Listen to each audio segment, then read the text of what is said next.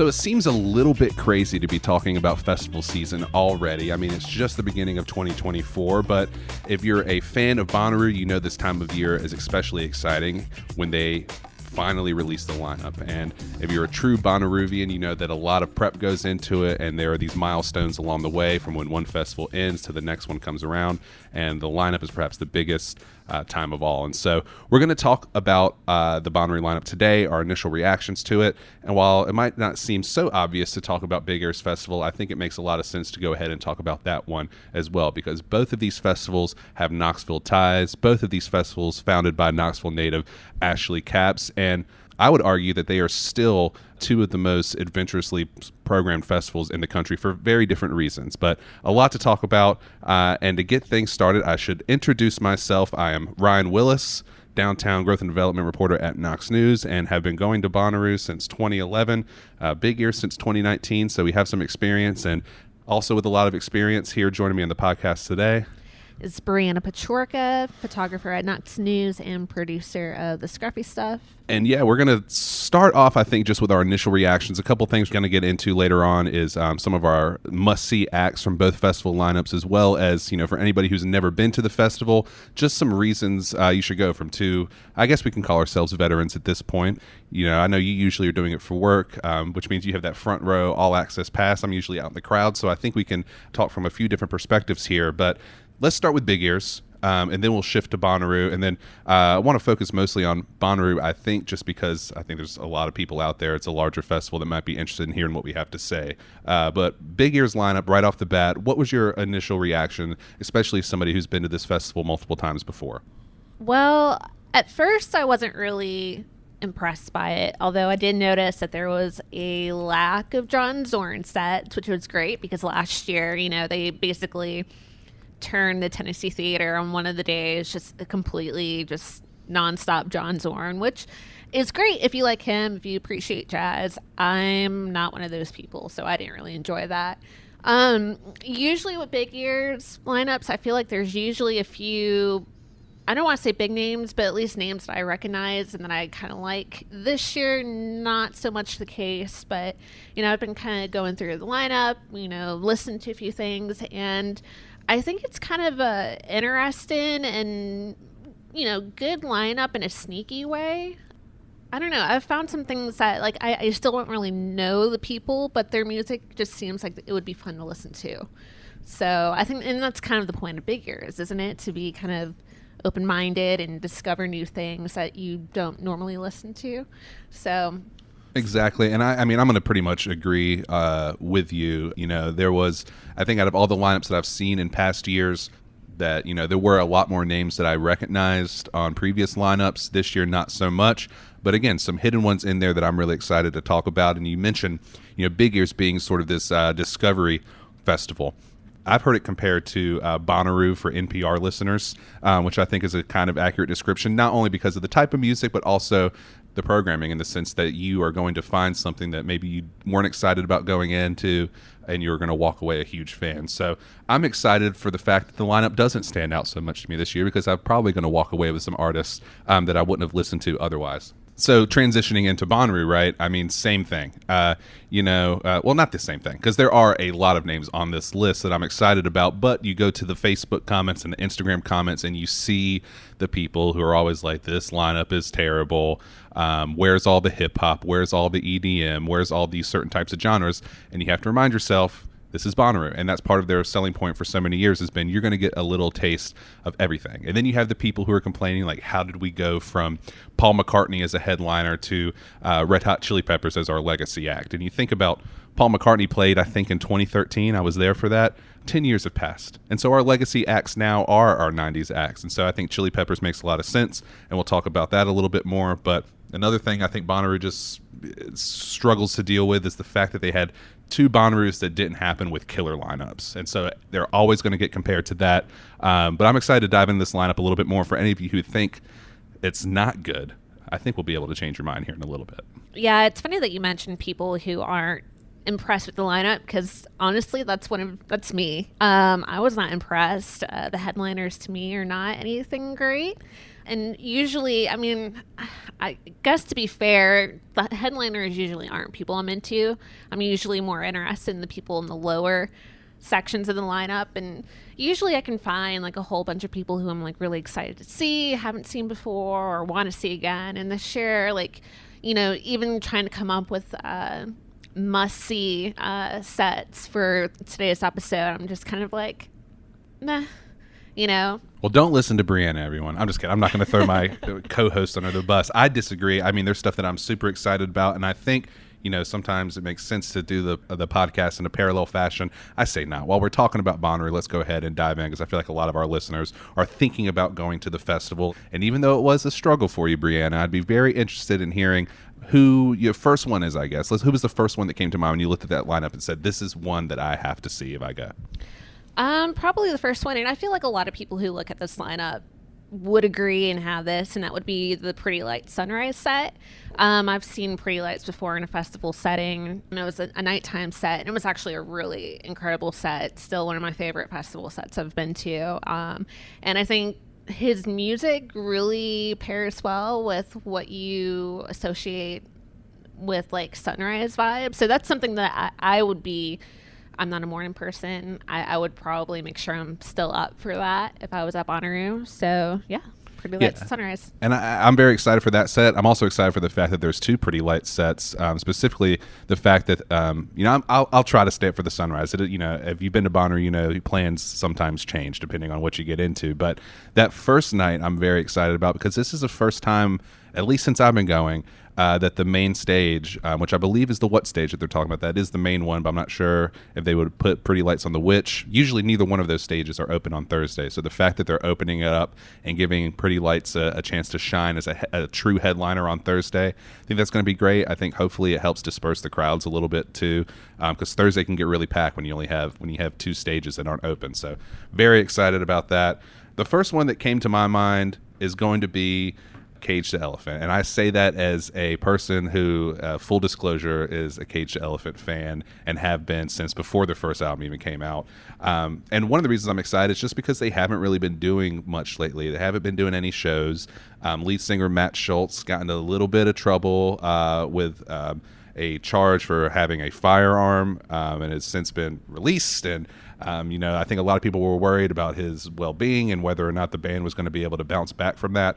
They're coming to Bonnaroo. They have a big, you know, notable slot on the lineup.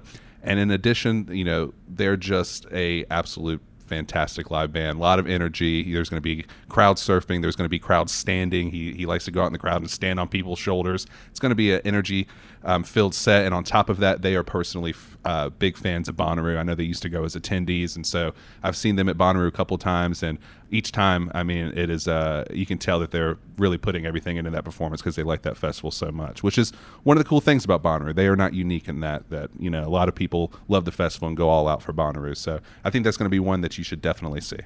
My next one would be Carly Rae Jepsen, which I know sounds weird because everyone's like, oh, it's the Call Me Maybe girl. She's actually, I think, like the queen of catchy pop songs. I saw her for the first time at the Tennessee Theater. I think it was fall 2022.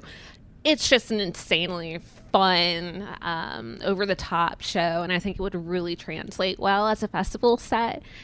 She was also, for anyone who was at Bonnaroo in 2022, she was part of Jack Antonoff's 1984 Super Jam, and people really just kind of lost their minds when she came up on stage. I don't know. Personally, I love her. I'm a big fan of hers and her music. I also just think she's going to be a really fun festival performance. Yeah, I saw her at that Super Jam. It was really cool to see her come out. I don't even think she was on the festival lineup at all. That was just a total surprise there. I think there were some rumors going around beforehand. Yeah, and doesn't she work with Dev Hynes and Blood Orange a little bit? Did he not produce? She's worked with a lot of people. Yeah, I was going to say, so she's got these industry connections that have helped her find this sound that I really enjoy. So I'm excited about that. Also excited about a band that I recently discovered. And this band, when I first heard their music, shout out to WUTK is actually how I heard them for the first time. I started doing a deep dive on them, and I mentioned how big of a Cage the Elephant fan I am. And I said this. I said, I have not been this excited for a band since I discovered Cage the Elephant and since I discovered my other favorite band, Twin Peaks. And so the band's called Geese.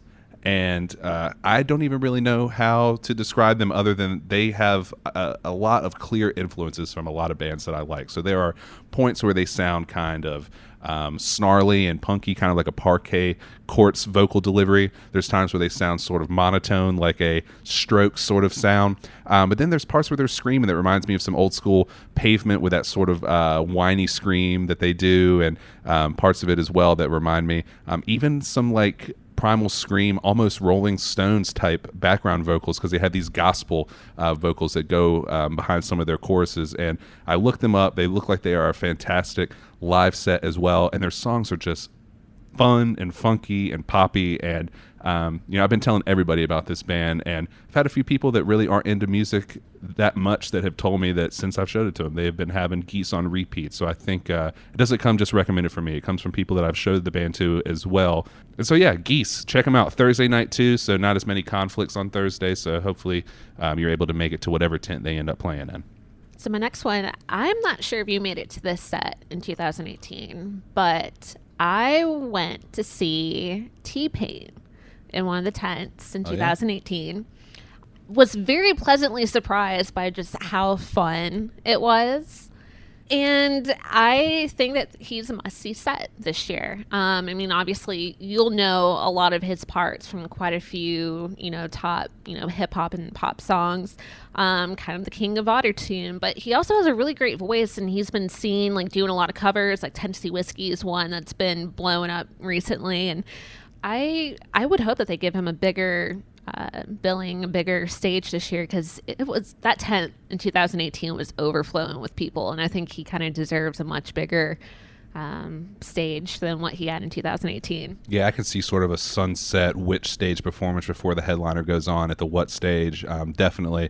Yeah, I'm excited about that. I think even T-Pain did some sort of karaoke collaboration at Bonnaroo as well, so too. Which is super cool. Yeah, I guess you're talking about hip hop. I'll stay in that. I'll stay in that genre. One that I'm super excited about, and I've been a little bit let down by the hip hop offerings in the past few years, though a lot of people have really enjoyed them. My big beef with that in previous years has just been, it seems like it's a lot of mainstream hip hop, which all to me, I'm gonna sound like an old guy, has a very similar sound. I felt like there was hip hop, but not quite a variety of hip hop. And so I'm very excited for Joey Badass to be playing at Bonnaroo in 2024. I don't think, and don't quote me on this, that Joey's played before. I'm pretty sure he's never played since I've started going in 2011, and I don't even know if he's been around it longer than that. So, this is somebody that I've been following for a very long time, since they were a teenager, who really is keeping that old school hip hop sound alive, and who I think is one of the best lyricists in hip hop. If you're asking me to rank my favorite rappers, Kendrick Lamar's at the top for me. Joey Badass is right up there. We're talking about people who are still active, and so I'm excited for him to be able to bring hopefully a crowd of people who are true hip hop aficionados and aren't just there for the Instagram posts, that really enjoy the rhyming and enjoy the type of music that he brings, and just the overall, for lack of a better word, vibe of wherever he ends up. Right? I think it's going to be a lot of head bobbing and people just enjoying not necessarily the party of it all, but really focus on his performance. So I think yeah, I'm very excited for Joey. Very excited for Joey. I guess going along with the theme of just kind of like vibing and stuff at Bonnaroo, Thundercat is one that I'm interested in. He was actually on the 2020 Big Ears lineup before they had to cancel the 2020 edition because of COVID. I really wanted to see him. He's kind of been, I don't want to necessarily say under the radar, but I think he's somebody that most people don't necessarily know him and his name, but they know things that he's been, that he's worked with. Like, for example, he was a major part of Kendrick Lamar's To Pimp a Butterfly. He's worked with a lot of other big names. I hate that I have to make this reference, but he was the person behind a major TikTok sound not too long ago. He's just like a mix of like funk and psychedelia, hip hop. He's just, I hate to sound like a 20-something-year-old, but like he's just kind of a vibe, and I think he'd be fun to see. Yeah, I'm excited for that. Just funky bass. Just the wah wah wahs that I'm about to hear on the farm are going to be very exciting. Between that and Pretty Lights too, the bass is off the chains this year. Yeah, I don't think he's like, it's not going to be like a party, like people aren't going to go crazy. Like I definitely see him being like a tent show, people just sitting there and kind of like, you know, bobbing their head, just kind of like vibing with the set and everything. But I think like you need those kind of sets at Bonnaroo. You can't just always be dancing like crazy. You know, you just need some laid back kind of groovy sets. And I think he fits that. A lot of people smoking legal cannabis, surely, at that set. I'm going to totally change gears. While I am very excited for Thundercat, this just paints the picture of how diverse the lineup is. You could go from Thundercat to a Jason Isbell show at Bonnaroo, and that's one that I'm very excited about. I saw Jason on the farm, I want to say 2015, 2016, and was awesome. I was in the pit at the What stage, but it was they were big at the time, and they're I mean, you can maybe even argue they were just as big, if not bigger. The last two lineups with the 400 unit, you know, haven't been my absolute favorite stuff that Jason's put out, but I think, you know, seeing the reaction to artists in a similar genre to like Tyler Childers at Bonnaroo last year and how much people were into that, I think Jason's going to have a great crowd. I mean, it just says something when you have Jason Isbell opening up for Zach Bryan on tour, which is crazy to me, but Jason's still huge. And I'm really bummed that I missed his concert here in Knoxville. They actually recorded a anniversary live version of Southeastern over at the Bijou Theater, which it's crazy that he performed at the Bijou. It's such a small venue, you know? Yeah, it's like a 2-night thing, I think, very intimate. And so while the Bonnaroo set will not be intimate, it might be one that's worth getting up close for if you're a Jason Isbell fan, because I will say last year, seeing Tyler Childers in a festival atmosphere from so far away was kind of difficult. I mean, with such an intimate sort of sound. Yeah, if you can get a decent spot for Jason on the farm and just kind of block out everything else, all the distractions around you at Bonnaroo, and just get into that set, I think it'll be one of those that has a lot of emotion and a lot of man, for lack of a better word, I've been using bad words today. I said vibe earlier. Unity, right? I mean, everybody's sort of kind of taking in the experience together quietly and just watching Jason do what he does. I'm very excited about it. So the next two are just kind of like honorable mentions for me that, you know, it'd be nice to see them, but if not, like my world's not going to end. And that would probably, those two would be Maggie Rogers or Chappelle Roan. Both are, you know, if you're into indie pop, especially indie pop girls, like I feel like those are two perfect sets to go check out. Also, as a photographer, I would really love to photograph Chappelle Roan. I feel like she would be just a ton of fun to photograph. So yeah, that's what I have for Bonnaroo this year. What do you have next, Ryan? Yeah, I just wanted to end with my, one that I think is going to steal the whole weekend. I was surprised. I mean, they don't have that big of a following, but still surprised to see them as low as they were on the lineup, and that's going to be Eve Toomer. Yeah, they've kind of blown up. Kind of unsure why they're so low on the lineup. You know what the weird thing is to me is, like, I mean, just looking at them, you would think, okay, this music is a little bit weird, just like appearance alone. I have their vinyl, and the inside of it, I mean, they just like this demonic, like, look, cat-eye contacts, all this stuff going on.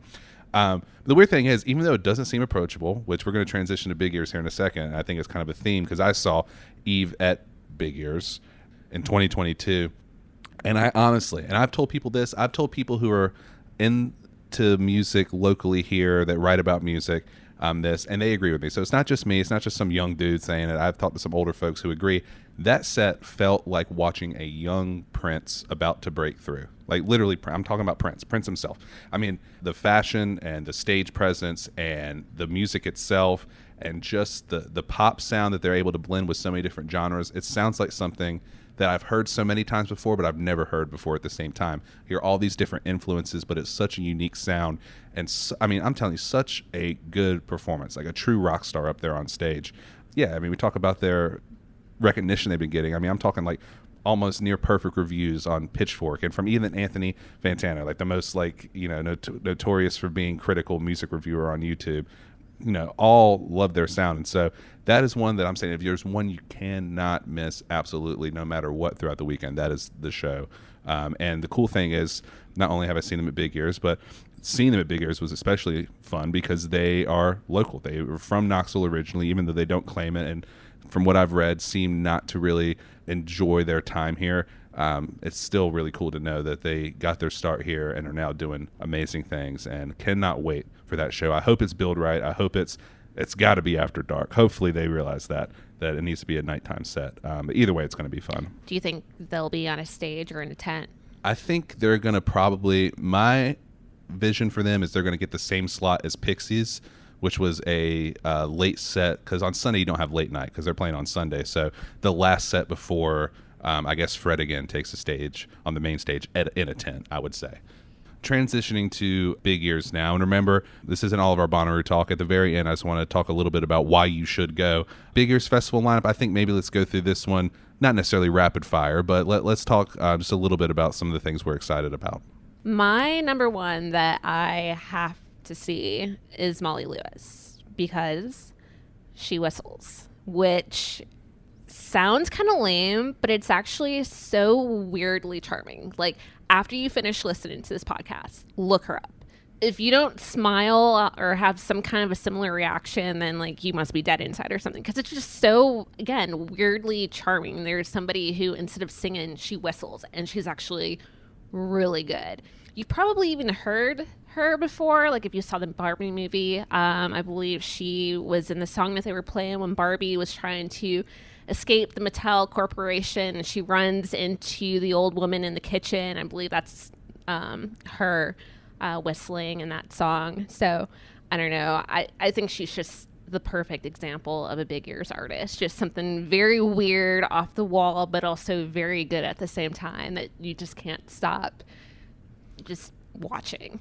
Yeah, I'm very excited about that too. I don't know if this reference will land with anybody, but it kind of reminds me of somebody who plays a saw.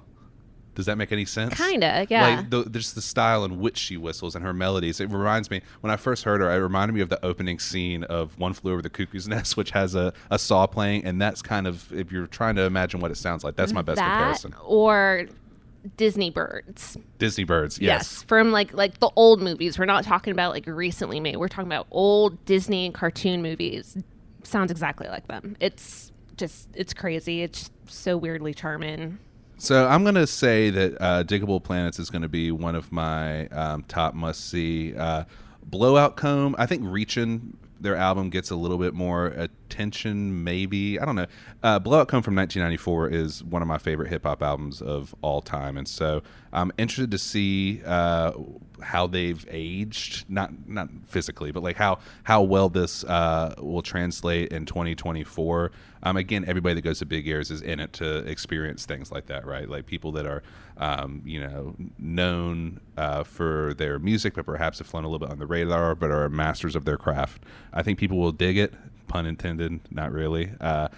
Just super pumped for that show. And again, to see that in 2024 is pretty cool. I haven't seen much from them recently, although I just did a quick Google search. It looks like they have a KEXP performance from 2023, so maybe I'll go check that out.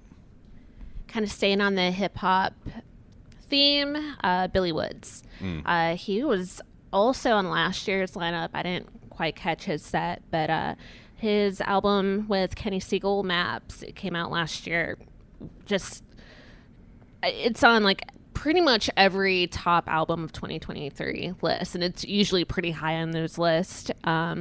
So I would be just interested to go check out his set, see that music. That album's, I'm not a hip hop fan, but that album's still pretty good, pretty interesting.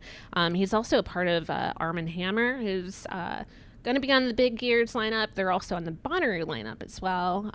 So if you can't catch him or Arm & Hammer at Big Ears, do you have a chance at Bonnaroo? And you were talking about the Bonnaroo lineup has a lot of Big Ears crossovers, either that are playing this year or have played in the past. Yeah, like when we were talking about Yves Tumor was one. Thundercat was supposed to be at Big Ears. Mdu Mokhtar's one, if that's even how you say it. I don't know. And then there's also Bonnie Light Horseman, who I'm a big fan of and am excited about to see at Bonnaroo. Didn't see them at Big Ears. And then John Baptiste is one that's playing both festivals this year. John Baptiste is going to be worth checking out. It's not on my list here. I'm going to go next to John Paul Jones of Led Zeppelin, formerly of Led Zeppelin, obviously. I'm familiar with his work with Sons of Chipotle, but I don't know exactly what to expect. That's going to be one of the sets, but John Paul Jones is also doing a solo set. I'm not so familiar with what that solo work looks like, so very excited for that. I mean, I saw Robert Plant at Bonnaroo either last year or the year before. Was not what I expected from somebody that was such an iconic rock figure. Very excited to see what John Paul Jones has. Somebody else I'm kind of excited to see is Bonnaroo, which is spelled KMRU, all caps. He's part of the Blacktronica, Afrofuturism, and electronic music that is curated by King Brit, which on a whole, like, I don't know if you've looked through any of that, but I'm kind of excited to see some of the acts that are being curated in that because they all seem very interesting. Bonnaroo, he's ambient electronic music, kind of describes himself as a sound artist. So it's just it's ambient music. So it's going to be a very laid back kind of vibe, I feel like, for Big Ears, which might be kind of nice because some Big Ears acts can be intense, can be a little loud, or just like, I don't know how to describe it. It's just, I guess intense is probably the best way. So having something a little bit more laid back and ambient and stuff will be kind of nice. Yeah, weirdly enough, we have a crossover that happened at Bonnaroo first and now is coming to Big Ears, and you would think it'd be the other way around, but Herbie Hancock, an absolute legend, saw him on the farm in a tent, and so it'll be very cool to see him perform at Big Ears. I just want to go ahead and rattle off my other two as well. Adrienne Lenker, I believe is how you say it, from Big Thief, who I think is, that band, some of the most well-written songs that have come out in recent years, in my opinion. I know they have a big following. And then to wrap it all up, Shabaka Hutchings for me, having seen them with Sons of Kemet, having seen them with The Comet Is Coming, both at Big Ears and at Bonnaroo. Never seen him solo, so very excited to hopefully have just as fun as I did at the other two performances, dancing to some saxophone. It's just such a it's so amazing to me how these very traditional, I guess, instruments are able to create such a complex dancing environment that usually you don't get unless you're going to an EDM show, the way that they're able to bring that energy. So very excited to see what he has in store. Anybody who is on the fence about going to either one of these festivals, and I have some people that I'm trying to convince right now that are on the fence about going, that are all like, I want to wait and see the lineup, whatever. For Bonnaroo specifically, I mean, that is a festival you go to, the experience alone, I think, is worth the price. I think both of those, that case goes for both Big Ears and Bonnaroo. If you're on the fence and there's a few artists you like, go. You will find, however many artists you wanted to see on the lineup that you like, don't worry. If you wanted to see 10 and you only see 5, don't worry. You'll find 5 that will complete your experience for you, no doubt. So you do have to prepare to camp for 5 days. I think that is part of it. If you're thinking about going, I would say go ahead and go all the way. Enjoy that campground experience, because the campgrounds is half the fun. It's finding community with your neighbors. There's so much going on in the campgrounds now in Bonnaroo compared to when I first started going in 2011, especially compared to 2002 when they had the first one. So many shows that you can see out in the woods and in barns, and so many art installations that the lineup alone, even though that's what we talked about, is not what you should judge whether or not you should go to the festival on. It's really, do you want to have a experience of not only seeing stuff you want to see, but learning new music and meeting new people for Bonnaroo. Same thing goes for Big Ears, in my opinion, but that is, I think you have to really go in with more of an open ear even than you do at Bonnaroo, because you're going to see some weird stuff, but that's what it's all about, right? Yeah.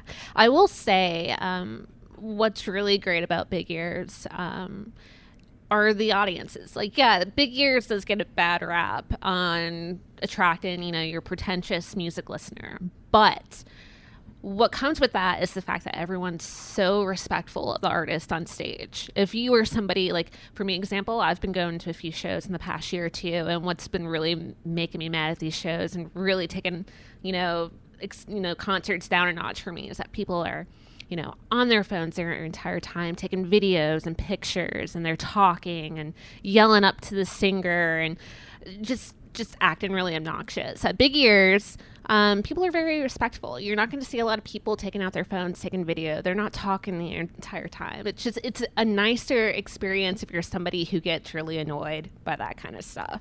So yeah, somebody actually snapped at my mom last year. She went to Big Ears. They're like, turn your phone off. And my mom's like, it's not me. It's like somebody in the row in front of me. But they were like, and they kept tapping my mom on the shoulder, turn your phone off. We're trying to be respectful of the musicians, which maybe they weren't respectful in the way they went about it, but that is true. Like, I firsthand experience, like, people really want to be there to take it all in. So sorry, Mama, that you had to deal with that. Some people just don't know. So anyways, Bonnaroo, Big Ears, both of them. I mean, I think the thing that's really exciting too about festivals in general, and I think we can wrap it up with this, is that I know you're very excited if you're thinking about going, about being able to see all these performances.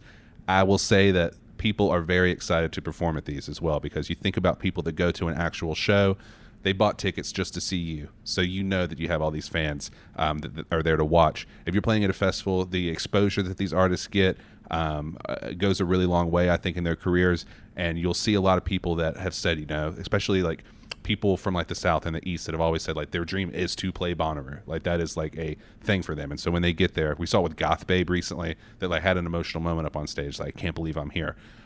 Same thing goes with Big Ears. People that are, you know, really into their craft and want to share the stage and the festival bill with other musicians who are equally talented.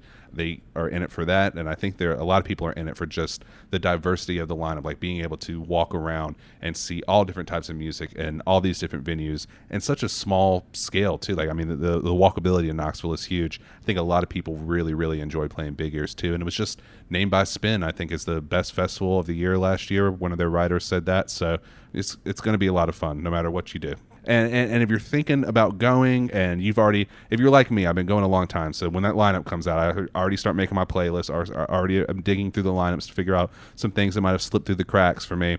If you have some other suggestions on artists that you should see at Bonnaroo or at Big Ears, things that you're excited about, be sure to give me a follow on Instagram at KnoxScruff. Send me a message. I'd love to hear what you have to say. You can also send me an email directly to ryan.wilsz@knoxnews.com. And while we do our best to bring you the latest downtown news and topics and trends here on the Scruffy Stuff, we have a whole lot more over at Knox News, which, remember, Knox News presents the Scruffy Stuff. So head on over to subscribe.knoxnews.com to see what offers we have going on right now. Always a great deal to get unlimited access to all of our downtown stories, all of our Knoxville stories, everything really you would want to know about East Tennessee, from politics and sports to business and entertainment and restaurants and dining and schools. It's all there. And while you're at it and you're subscribing to things, this one's free. Go on over to the show description on whatever platform you're listening on and hit that like or subscribe button. That way you get a notification every time a new episode drops, or just come back here on Tuesdays. And now go to that episode description as well and check out links to both the Urban Knoxville Facebook group and the Urban Knoxville newsletter. Both of those are free resources that will keep you even more plugged in with what's happening around our city and help you join in on the downtown Knoxville discussion. Anything we missed? I don't think so. All righty. Well, thanks again for listening, guys, and for another great episode. Now, episode 201, just celebrated 200 last week, a huge milestone. And we'll be back again next week with episode 202 and so on.